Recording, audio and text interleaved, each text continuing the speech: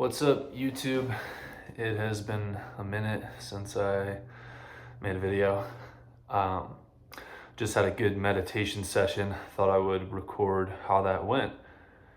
I know I used to do meditation logs, and I think that they're something that is actually quite helpful to me to just document kind of where my brain is at and what's been happening and what's going on.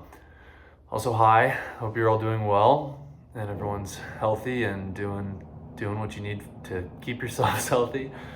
So today's meditation, it's funny, I feel like I've been in go mode for the past couple months, just doing stuff and working a lot and being really busy. And even today, after I kind of had a morning routine, I was like, man, I feel like I need to meditate, but I was resistant to it. And I know that when I'm resistant to it, that's like when I need it the most. So I got on my mat, sat down, did a little bit of stretching beforehand. And kind of my main focus today was something that I read in a book that I'm currently reading, and something that I knew is prevalent and been on my mind, and that's kind of the past future obsession, I guess, where your mind is pulling yourself into the past and kind of like thinking about these past events, and then you know that those are also like tearing you into the future and projecting like future anxieties. You have fear and anxiety bleeding into your life, and I've been realizing it recently in the past couple of days, and I'm like, all right, I need to do some meditation and just like clear my mind, run the river through my mind and just get it to be clean again. And that's kind of the whole point of meditating, I feel like, is to get your mind reset to the point of where you can absorb new information and get back to a good clean slate. It was a good meditation for a good portion. I meditated for 13 minutes and 55 seconds. So I was like to time myself just to kind of see about how much time I'm spending in it. And the first part of the meditation, I was kind of just trying to focus on that clean slating, that hey, we're right now, we're not in the past here, we're not in the future here, we're just right now. So those anxieties or those fears, those don't exist right now. We're projecting them, and for whatever reason we're projecting them, right? They're not real, they haven't manifested, they're just things that your brain is churning and thinking and being like, well, what if this happens, blah, blah, blah, blah, blah. And the way that I kind of move through that state is just focusing on sounds and breath work. And for the beginning breath work, I started doing 4 in, hold for a second, 4 out, 4 in the nose.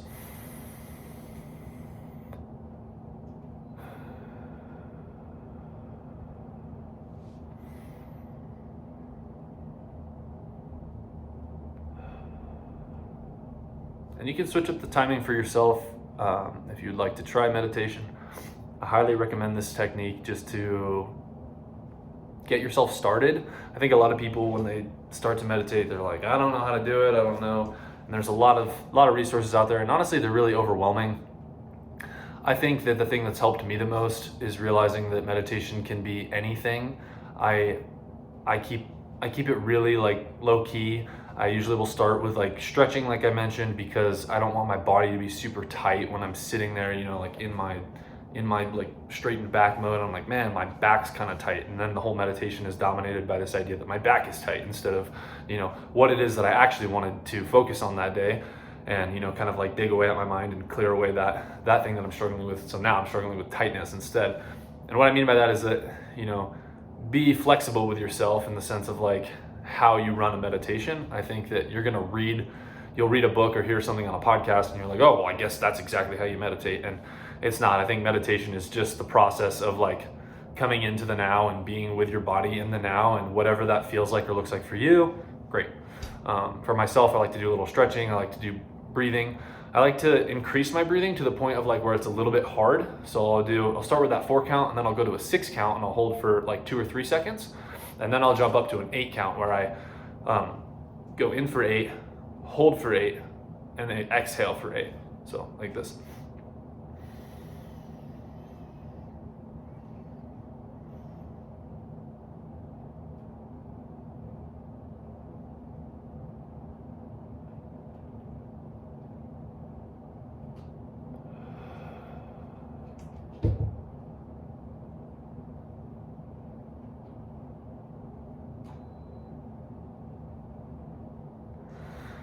And the point of doing that for me is to kind of like expand my lungs and get that full lung feeling, and then I'll return to like a lower breathing, or I'll actually stop focusing on breathing altogether, because I have like a section of it where I'm like, all right, I'm gonna try this, breathing movement to get myself to be in my body, and then I can kind of jump to something else more complicated, like, okay, I need to wash away this idea of future past anxieties, fears, right? You don't want to jump right into like the thing that you're focusing on.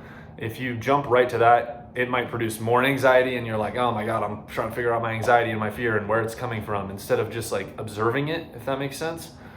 I think that there have been modes of there have been meditations where I just need to look at something and observe it, as opposed to actually work on it, if that makes sense. I also think that with practice, you're going to get to a point where you are chipping away at things that are maybe that you're struggling with.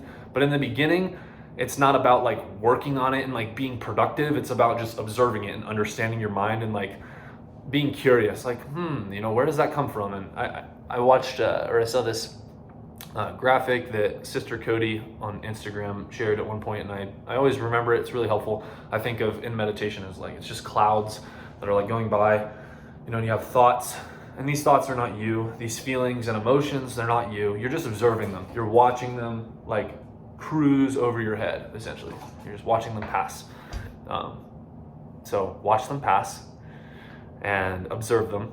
And when you get to a point where you feel like you can be productive and, chip away at them, that process can look a little different. I like to imagine like a river, like going through my head, or a stream, and kind of washing away an idea that's unproductive.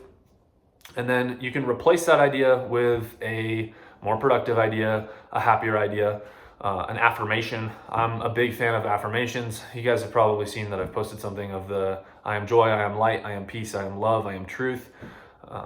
Whatever resonates for you that you think is going to be productive. Again, building this skill set of like looking and observing to chipping away at to replacing these ideas takes time. You're not just going to get to the point where like, all right, I have this thing that's causing me fear and anxiety, and I'm going to input this idea of, okay, like I'm peace, like, yeah, like take that, I'm peaceful, like I'm good now.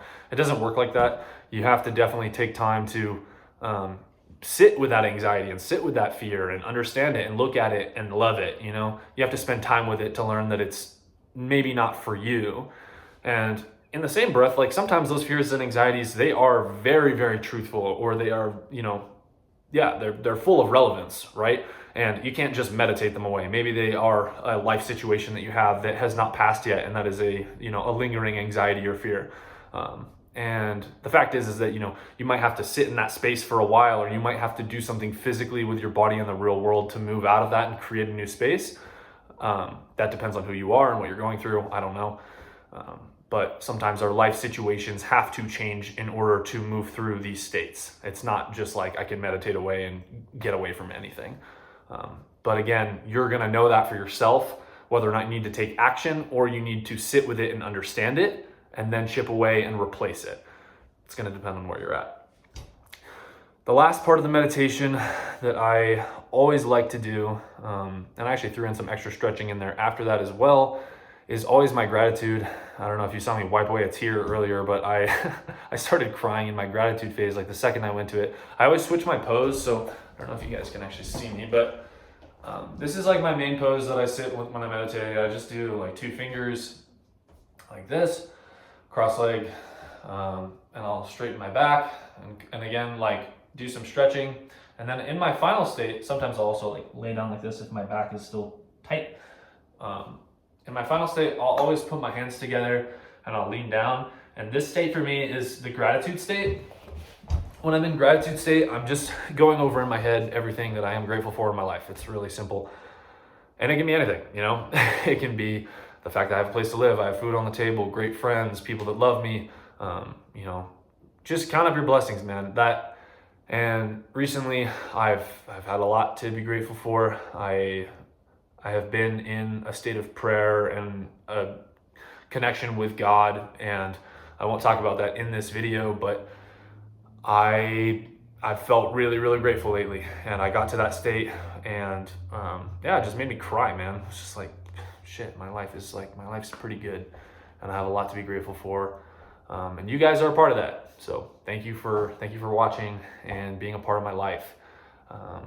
Take time to appreciate what you have in your life, because man, it's hard out there for a lot of people. And I think also so much of our life is focusing on what is, it's so important to focus on what is good and what you do have. I think that this day in society, there's so much just negativity and focus on negativity and trying to get you to focus on that negativity and obsess about it. And you have an impact on the world. Small moves make an impact. They really do. I think that we chop it up and we get really individualistic and we think like, oh, I can't change anything. I can't do anything. Like, I don't have impact, but you do. You can touch the lives of one person, and that can create a ripple effect and create lots of good and happiness. Tommy's tail. Yeah, you have the power to change the world and make the world a better place. So don't ever sell yourself short. All right, that was my talk about my meditation today. I hope you guys have a great day. I love you so much.